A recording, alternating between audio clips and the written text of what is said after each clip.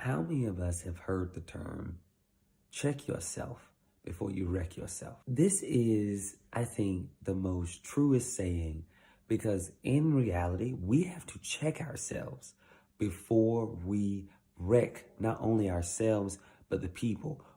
Why do we keep allowing ourselves to mishandle people?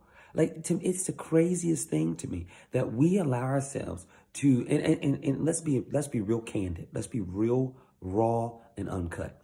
You cannot sit in a meeting and talk as though the person that is listening is A, incompetent, B, slow. Come on, let's be real. And C, you're better than them. We can't do that. And that is a poor leader. That is a poor leader. A leader that sits there and demeans and dehumanizes an individual simply because of maybe a mistake or an issue, or maybe it's a conflict, or maybe sometimes we just don't like the person. And because we don't like them, we allow that to obscure our judgment of the situation. We have to learn to be objective, and we have to learn to check ourselves.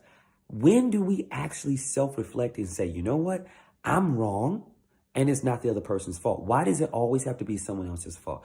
And that's not a leader. I just want you to think about that. If you are exhibiting these behaviors, I want to let you know right now, you are not being a leader, not a very good one. Anyway, you're not being a very good servant leader.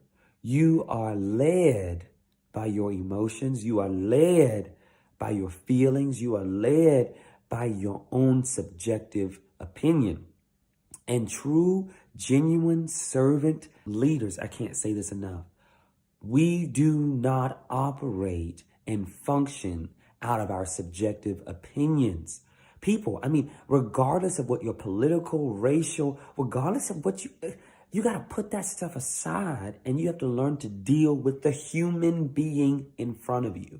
Stop dealing with the trauma of your past. Stop taking out what you've been through on someone else. If you're having a bad day, say, hey, you know what? I'm having a bad day. Let's reschedule this meeting. You have to check yourself before you destroy.